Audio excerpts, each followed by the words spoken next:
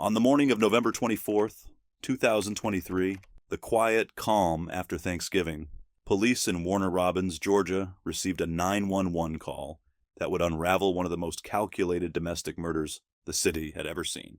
The caller was Brian McManus. His voice was so steady, controlled, and almost rehearsed. He told the dispatcher he had just returned from walking his dog and found his wife, Lucille Ann McManus, dead in their bedroom. According to him, it looked like suicide, a self-inflicted gunshot wound. But when officers arrived at the home on Wake Forest Drive, nothing matched his story. There was no sign of a gun, no shell casing, and no sign of a firearm anywhere in the house. Instead, lying across the bed, was the brutally beaten body of 63-year-old Ann McManus, a woman so violently attacked that it was immediately clear this was no suicide, but murder. And the man who reported it was about to become the center of an investigation that would expose deception, immigration fraud, and a predator who hid behind charm and authority. This is the case of Ann McManus. To everyone in the neighborhood, she was simply Miss Ann. She was the kind of woman whose presence made a street feel warmer, the neighbor who waved from her porch, remembered birthdays, and checked in when someone seemed off. At 63, Ann had already lived through heartbreak. She had been widowed years earlier, a loss that reshaped her life but never hardened her heart, and family was everything to her. She shared her home with her granddaughter, Jessica Terrell, and her 2 great-grandchildren, creating a multi-generational household filled with laughter, routine, and love. Ann wasn't just a grandmother. She was a caregiver, a protector, and the emotional anchor of the family.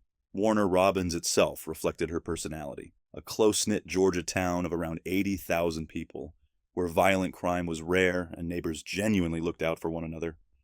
Ann believed in people. She trusted easily, and she believed that kindness, more often than not, was returned. But in quiet moments, loneliness crept in.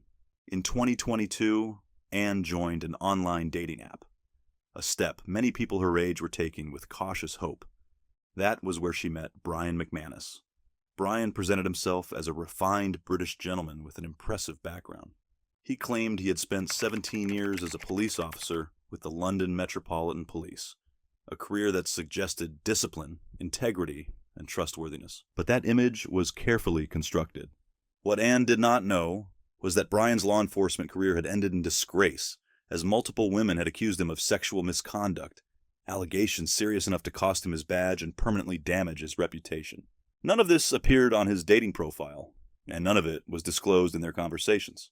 Instead, Brian tailored himself to Ann with precision.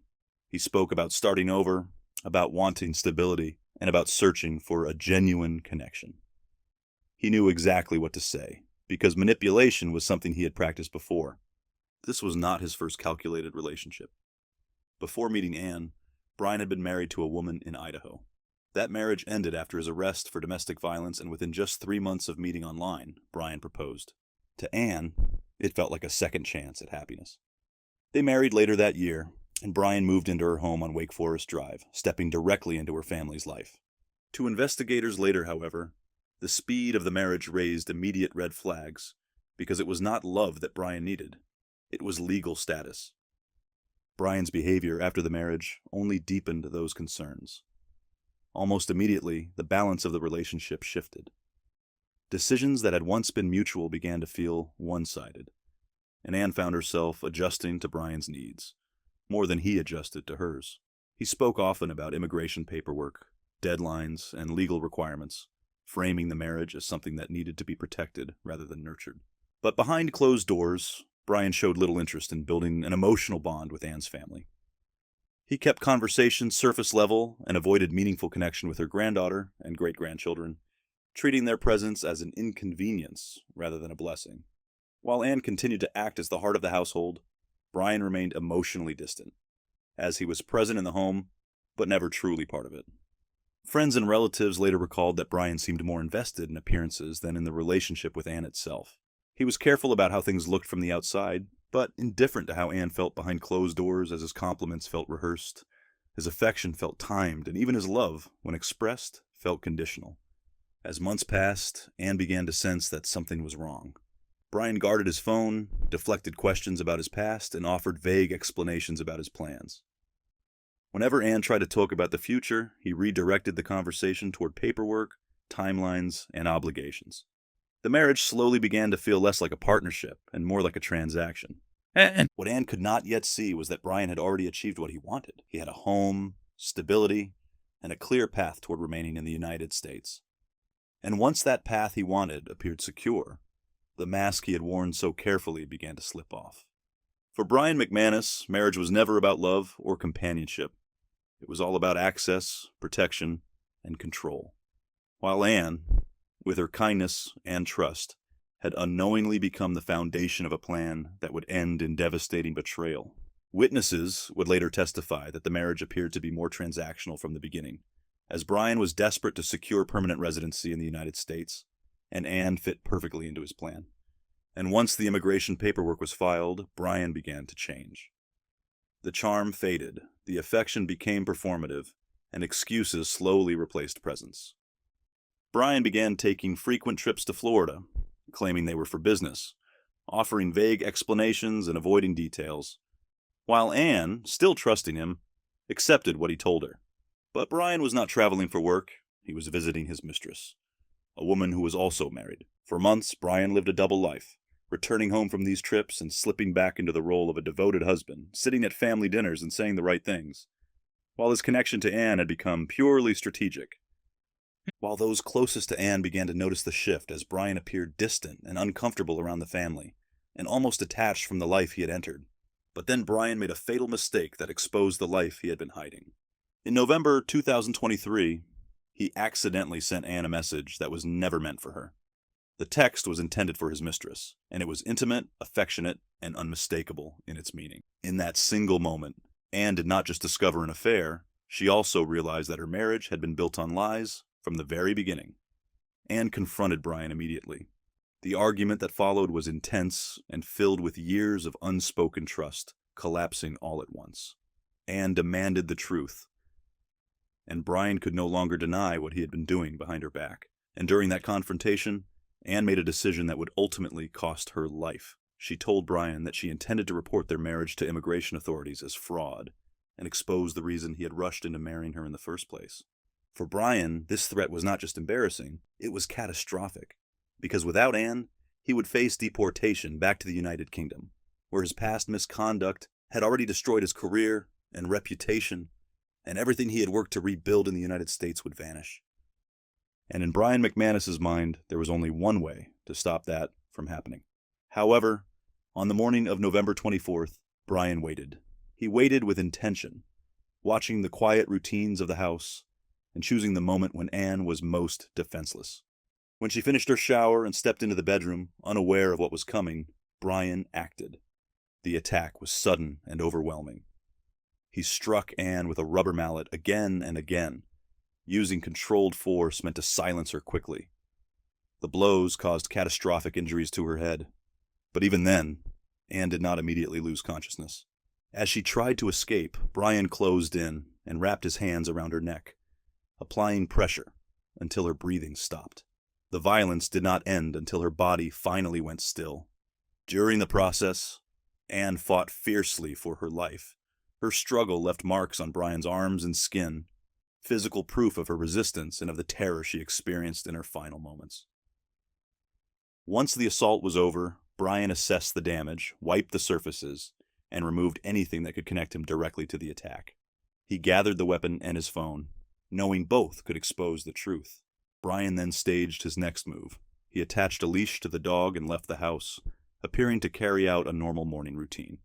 During that walk, he diverted toward a drainage ditch and discarded the items he believed would secure his escape from suspicion. When he returned home, he prepared himself for the final step of the plan. And in less than 30 minutes after ending Anne's life, he contacted emergency services and calmly reported what he claimed was a suicide was a performance designed to mislead investigators. From the moment detectives entered the house, Brian's story began to fall apart. Anne's injuries were completely inconsistent with a gunshot wound, and the blood patterns showed prolonged violence rather than a single fatal act. There was no firearm, no shell casing, no gunshot residue, and no evidence anywhere in the home to support a suicide. But Brian's behavior only deepened their suspicions, as he showed no visible grief, no shock, and no emotional distress. Instead of asking about his wife or expressing concern, he focused on whether he was being treated as a suspect. His fresh scratches on his arms immediately stood out, and when he was asked about them, he could not offer a reasonable explanation.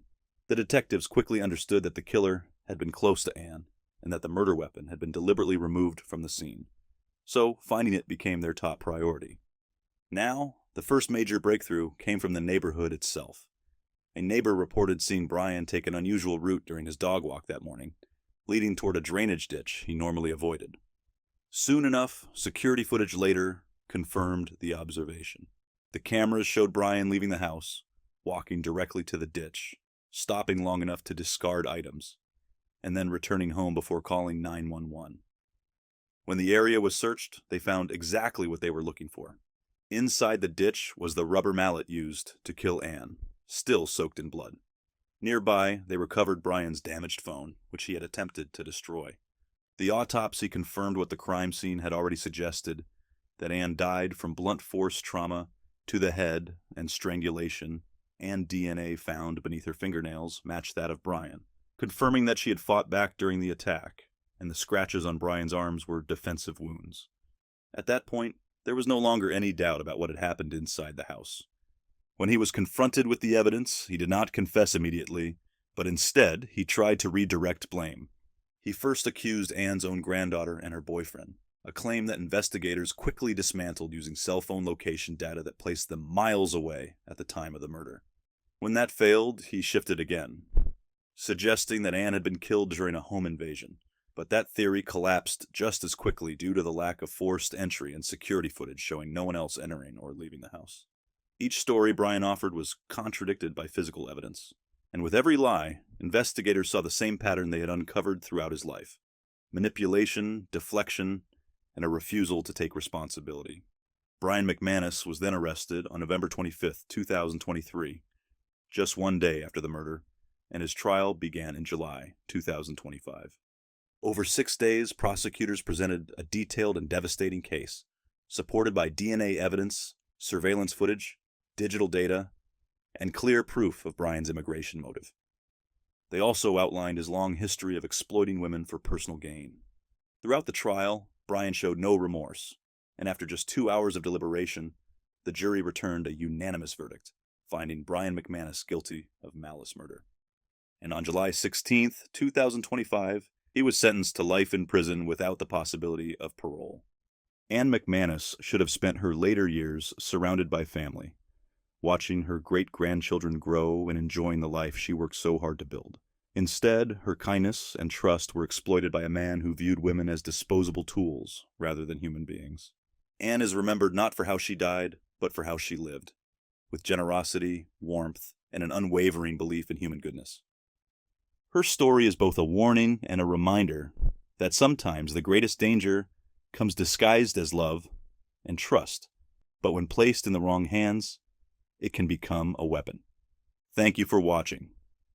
If you want more true crime stories told with clarity, respect, and truth, make sure to like, subscribe, and share your thoughts below.